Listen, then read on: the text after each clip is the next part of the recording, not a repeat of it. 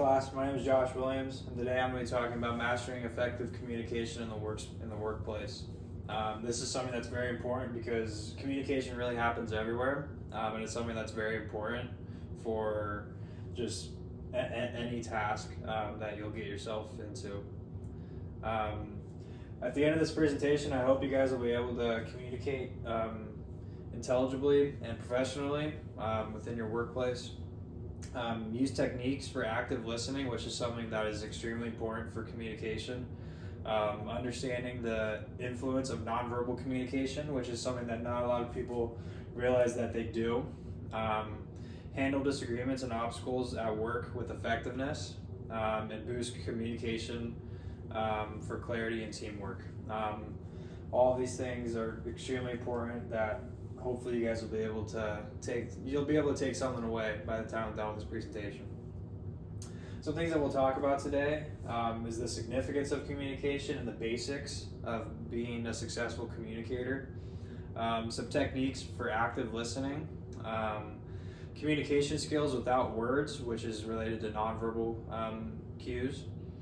Actual workplace situations, we'll dive in a little bit with that and have a little Q&A with what you would do if you were in one of these situations, and just some other important lessons about communication that are very important for the workplace.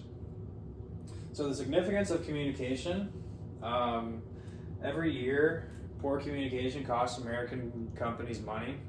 That's just money that gets lost within within companies because poor communication happens. That could be from poor communication within an email, text message, or just one-on-one. That could be over communicating, not enough information, too much information. Too much information could be something along the lines of paralysis by analysis, by giving someone too much information that they just freak out and don't do anything. And then too little information or communication just calls for a lack of trust within a workplace. It causes mistakes, disputes, and bad morale. That's why communication is so important, because you never want any of these things to happen within your workplace. Effective communication leads to increased output and improved teamwork. With the significance of communication, with all of these things that I've mentioned, and also encouraging a welcoming and upbeat work environment, this just calls back to how important communication is, because if there is no communication within a workplace, everything else will just fall to the level that it's at. So the more communication you have, the better, and the less, the worse. Some common communication mistakes that we've seen are uncertain instructions, which is just like a lack of telling someone what to do, or just giving them too much tasks or information that they just don't know or understand. The misunderstanding of tone, which is extremely important, because tone is something that I feel is important for communication.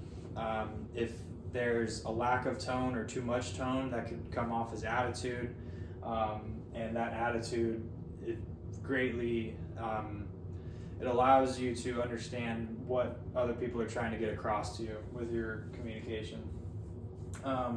Unreliable expectations. If you're trying to communicate with someone about a topic and they have no idea what you're talking about, that is just like your fault for going to them, so you should try to go to someone else for that. Contradictions with nonverbal communication. The nonverbal communication is something that's extremely important, just because it's something that you can control, but you may not realize you're doing a poor job of it. An absence of feedback or follow-up. So building the communication and trust and relationship with someone is something that's extremely important. If you go to someone with a task or something to do and they complete it, it's not just like, oh, okay, I'm done with you, on to the next. You're gonna maintain the relationship with them and follow back up with them so that you can ask them for another task to get done, or even a more difficult task. So a question for you guys: what is a mistake that you've seen in your own workspace with communication? And I have one of my friends here who's willing to answer this question for me. So what's a mistake that you've seen in your own workspace? A mistake in my own workspace is people showing up late and not communicating that they're showing up late. Yeah, that is a very poor. That's just poor communication in general. Just not communicating with your coworkers and others that you're not going to be on time, and it just builds a level of trust with you and your coworkers. So thank you. Concept 1: structure and clarity. So prior to speaking with someone, this may be your boss or someone that you're going into a conversation with, know what you want to get out of it. So if you go to your boss and you know that you want to get a raise, that's your goal. That's your goal that you're going into the conversation with, and someone that you need to be able to communicate with, or that you need to be able to communicate. And to do so, you need to make use of your clear and precise wording.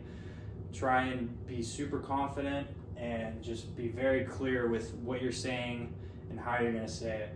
Don't use lingo unless it's necessary, or slang. You wouldn't go into a conversation with your boss and use lingo that you use with some of your friends. That's just non-professional, and it's something that you just wouldn't use unless your boss is a part of your friend group or close with you that you can use that slang with and they'll understand, because when you use lingo, it just causes a level of misunderstanding. And organize your messages logically, and that just ties up everything. Just making sure that you understand what you're going in for, how you're going to say it, and how it might come off as you're saying it, and be able to be light on your feet and roll with the punches of what they might ask you back, so that you're able to communicate clearly with them back while still getting your message across. Some tips for clear messages. One tip is bottom line up front, or bluff.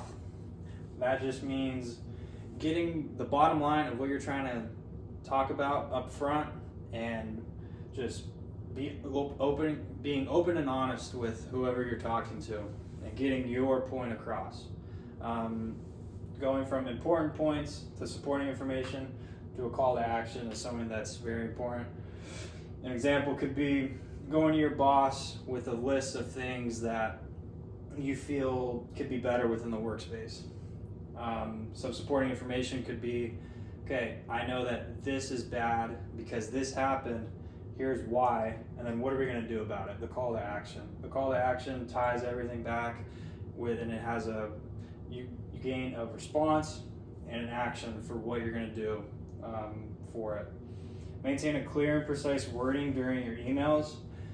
Using emails is an effective way of communicating, but it can get lost in translation because of the poor communication that can happen, because it's very difficult to portray tone and attitude via an email or text message. So obviously communicating face to face is far easier and more effective, but having communication over an email is still fine. It's just very difficult to read tone and attitude via an email. So making sure that you are clear and concise with what you're saying in your email is something that's very important while communicating with others. Verifying and understanding. So just to recap, I just want to make sure to sum it all up, things like that can help you understand better while communicating with others.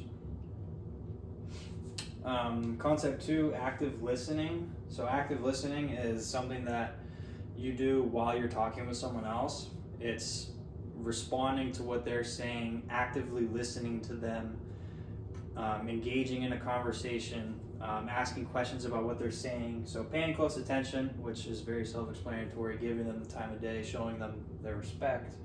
To verify, meaning repeat. It's not a bad thing to ask someone to repeat something, because you may not have understood it, and if you didn't understand it, then you need to repeat it to them, because it's very important to just make sure you're understanding everything, because one thing that you don't remember, everything else could just go to waste. Ask clarifying questions. Just make sure that you're engaging in the conversation with them. If they say something like, oh, okay, so what about this? What about that? Actively engage in the conversation. And refrain from interrupting or assuming. Interrupting is kind of easy to not do. You just have to keep it to yourself until the time is right. But then not assuming that something anything really. You don't want to assume anything while in a one-on-one conversation with anybody. That's something that calls for very poor communication, and it just decreases workspace help. Concept 3, nonverbal communication. Tone of voice, facial expression, eye contact, posture, professional appearance. That's all stuff that is under the table of nonverbal communication. Just putting on a smile, your tone of voice, how you're reacting with them while you're actively listening. Because some people may not realize that you are talking with, or you look like you're having a great conversation with someone, but you're really not, because your face is just not giving them, your face just says that you're not enjoying it, and they might take it as you're not liking the conversation, but you really are. So it's important to keep these things in the back of your head while you're engaging in conversation with them. Some nonverbal cues. Ineffective ways would be slouch posture, monotone, or no eye contact. Eye contact is the most important thing, because it's something that you can see straight up while you're communicating with someone. And not giving them eye contact is something that just really sets the tone for a good or bad conversation. Effective nonverbal cues would be upright posture, steady tone, and open gestures. It honestly comes back to just being respectful and engaging in a conversation with them, not being super slouched over and just not wanting to talk to anybody, but being upright, being confident, engaging in the conversation with whoever you're discussing with. Applying skills to the real workplace scenarios. So giving unclear instructions, addressing conflict professionally, managing frustrated coworkers, resetting communication expectations. All of these things can happen in the workspace, and it's not easy for someone to do so. So I'll ask you guys again, what would you do next if you were put in the real workplace scenario of managing a frustrated coworker? How would you go about it? I would try and make the situation calm down. I would ask both parties what happened and work it out collectively as a team. That is a very important part, because viewing both sides is very important, and that's something that is that's a very good way of looking at it, so thank you. And that ties back to this.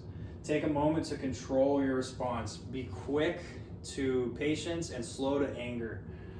Explain the matter honestly. Being upfront and honest with any situation is going to be the key to maintaining great communication with whoever you're discussing.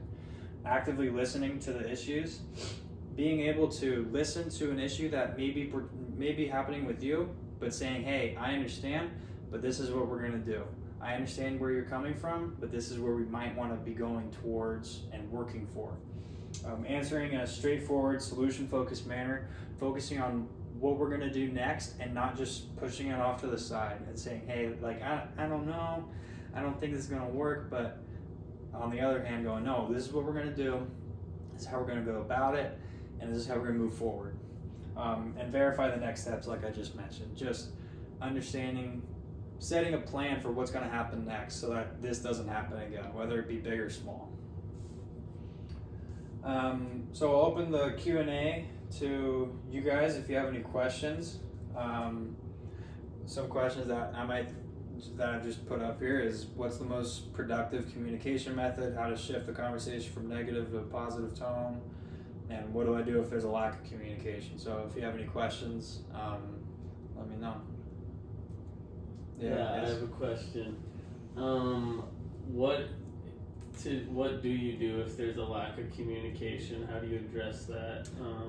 And what's the first thing you should do? Well, the lack of addressing it would be, just like I mentioned, just being upfront and honest. Just, hey, like, I'm not getting a lot of information from you, and I want to. So what's the issue? And if the issue is very big, then that might be something that you need to bring someone else in.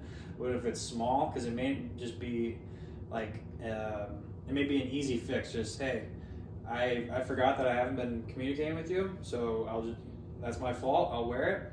but here's what we're going to do moving forward. So that's my fault. So just being simple and upfront and honest like that. Okay. So some key takeaways from today. I want you guys to misunderstandings are avoided through organized, transparent communication. That's the biggest thing. Being transparent and upfront and honest with whoever you're talking to. That leads to less communication, less miscommunication in the workplace, and just a better trust and relationship. Collaboration requires active listening, engaging in conversation with others, and just being out there with whoever you're talking to and being respectful. Nonverbal cues influence how people interpret messages. Being aware of how you may be perceived while you're talking to someone. The nonverbal cues are key to just making sure that the conversation doesn't go south.